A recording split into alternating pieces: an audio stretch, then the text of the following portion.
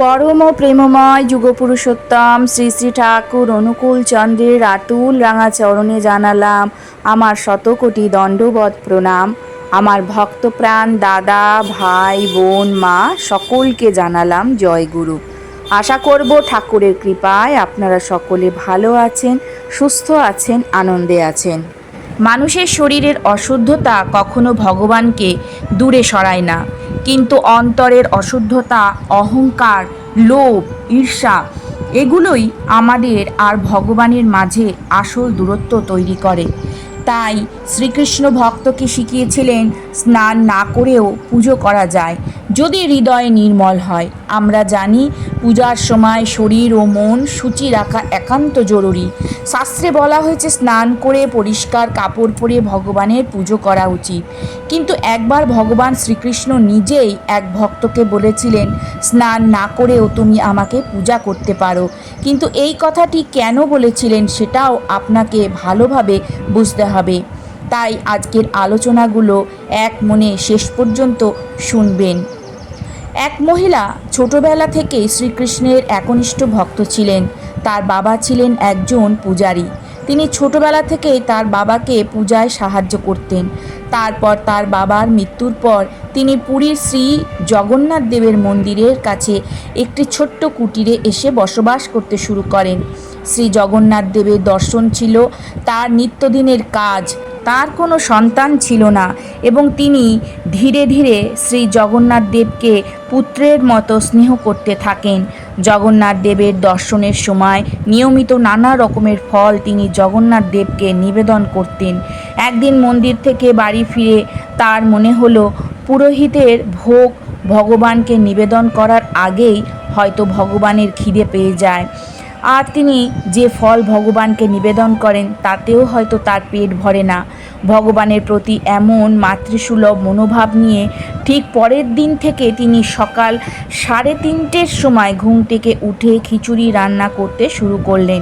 তিনি স্নান ঘর পরিষ্কার না করে প্রথমেই ঘুম থেকে উঠে খিচুড়ি বসাতেন যাতে ঠাকুরের খেতে দেরি না হয়। তারপর সেই খিচুড়ি বাড়ির জগন্নাথ দেবের মূর্তির সামনে নিবেদন করলেন।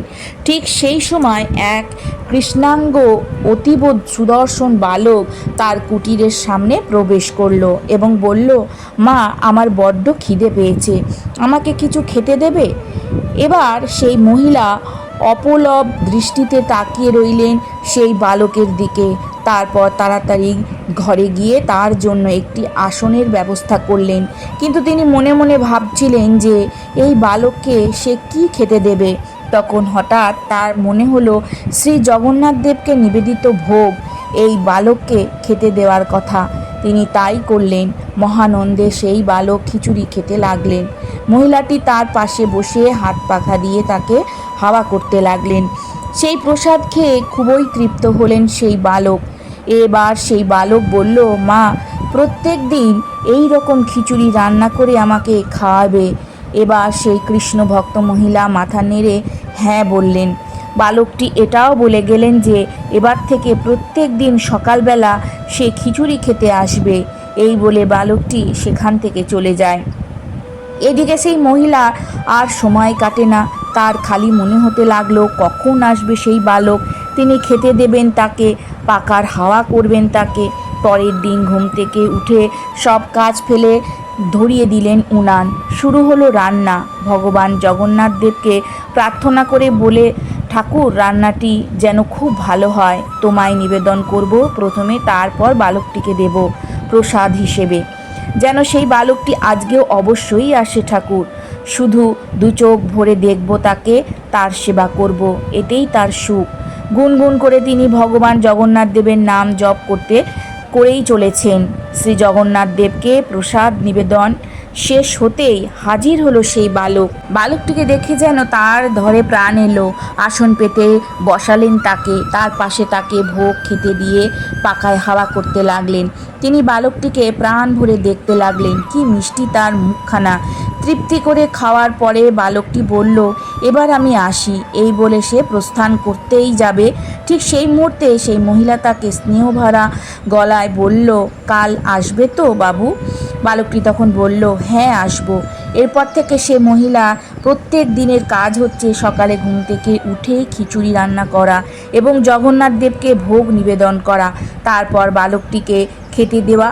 এরপর সারা দিনটি কাটে তার খিচুড়ির নানা রকম জিনিসপত্র জোগাড় করতে, উনানের জ্বালানি এইসব সংগ্রহ করতে। দিনের পর দিন এইভাবে কেটে যাচ্ছে। সারা দিন বালকটির উজ্জ্বল দীপ্তমান মুখ তার চোখের সামনে ভাসতে থাকে। তার ধ্যান জ্ঞান হলো খিচুড়ি রান্না করা। সেই বালকটির সেবা করে তিনি মনে পরম শান্তি পান।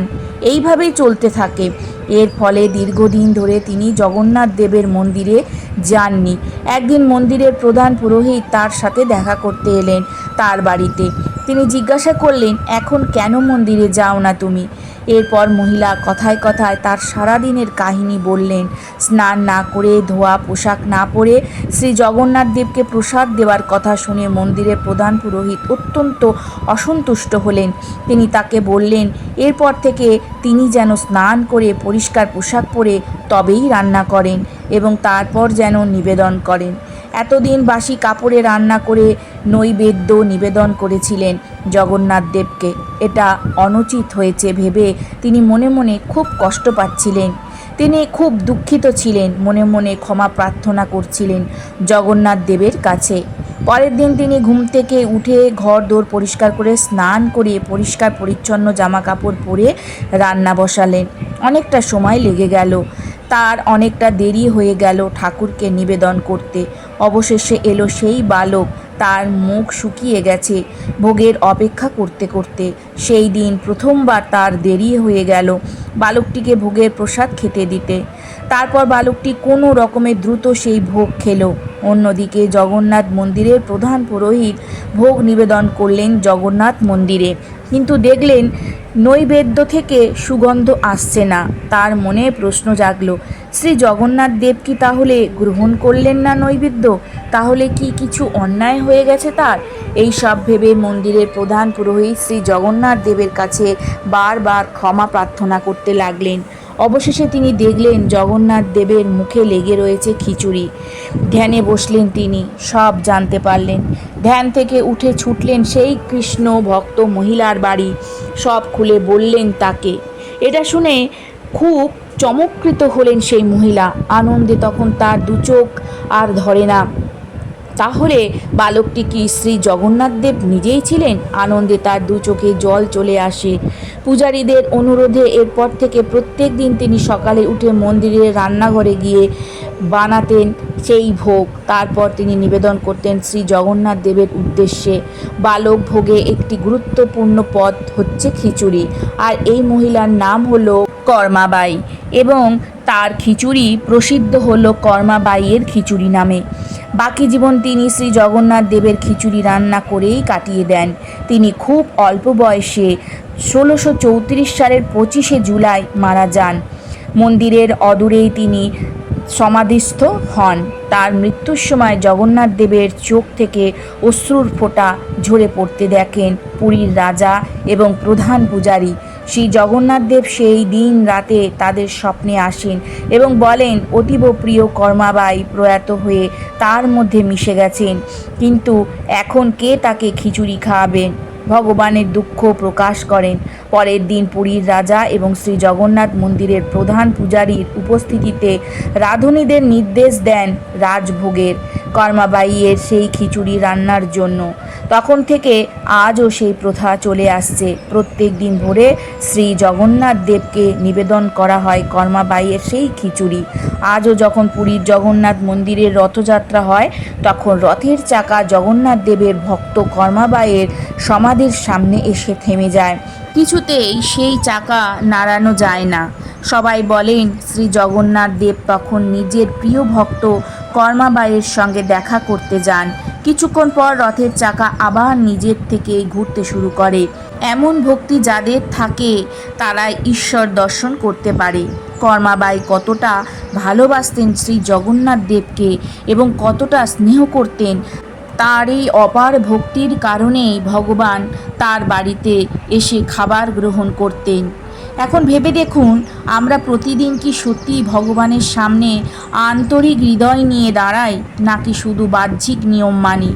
শ্রীকৃষ্ণ চান না আমরা শুধু রীতিনীতি পালন করি, তিনি চান আমাদের হৃদয় যেন প্রেম, বিশ্বাস আর ভক্তিতে পূর্ণ হয়।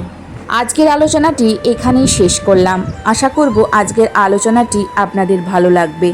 যদি ভালো লাগে তাহলে অতি অবশ্যই একটা লাইক করবেন, কমেন্ট করবেন। কালকে আবারও আসবো নতুন আরেকটি আলোচনা নিয়ে। সবাই ভালো থাকুন, সুস্থ থাকুন, আনন্দে থাকুন। জয় গুরু, বন্দে পুরুষোত্তমম।